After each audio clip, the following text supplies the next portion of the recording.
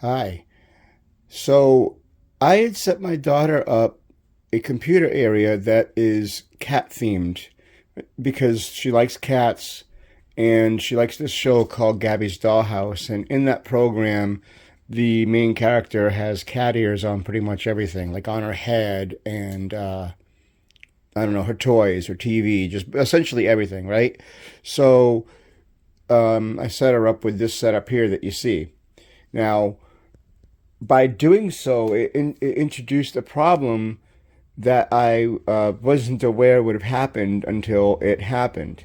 And that is, I went from using a wired keyboard to a wireless one, as you see here. Same thing with the mouse. And um, the thing about wireless mice and keyboards is some of them, if maybe even all of them, I'm not certain about that, but um, the device will go to sleep, like go into a sleep mode if it's not touched for a while, right?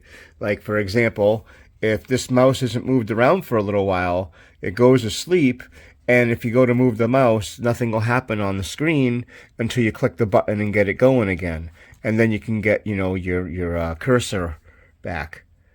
So I believe that the mouse, not, excuse me, I believe that not only the mouse goes to sleep, but the keyboard does as well. And that's where I ran into a problem because my kid also uses a controller. This is the Logitech F310. It's the one that where you can go between Xbox mode and direct input mode, I believe is what it is. So for like the Logitech, which is where it's on now.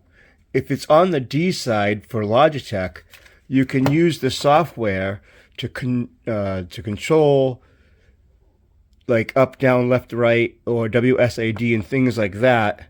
That would be put in here on this.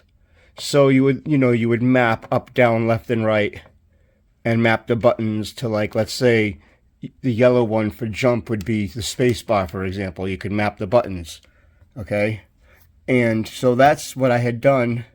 I set up a program for the Logitech controller to work with one of her games, which basically just goes left, right, and up on the D-pad.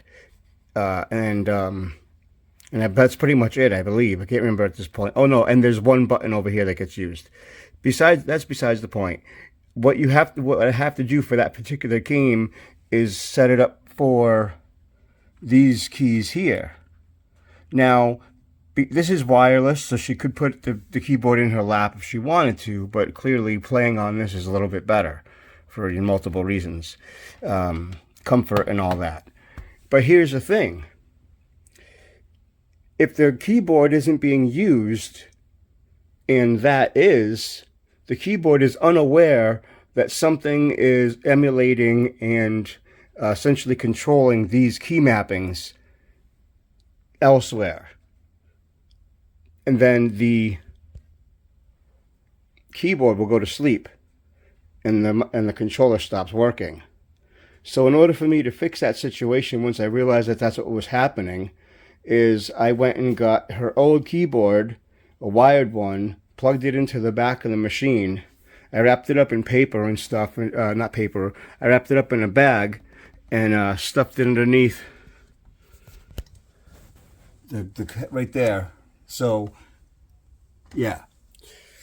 So basically, I had to connect two keyboards to this computer to stop the controller from going to sleep, because the controller would stop functioning. You would no longer get your character on the screen to do anything because the keyboard went to sleep. So I had to attach another one, which is on the floor inside a bag. I used the bag basically to keep the keyboard clean.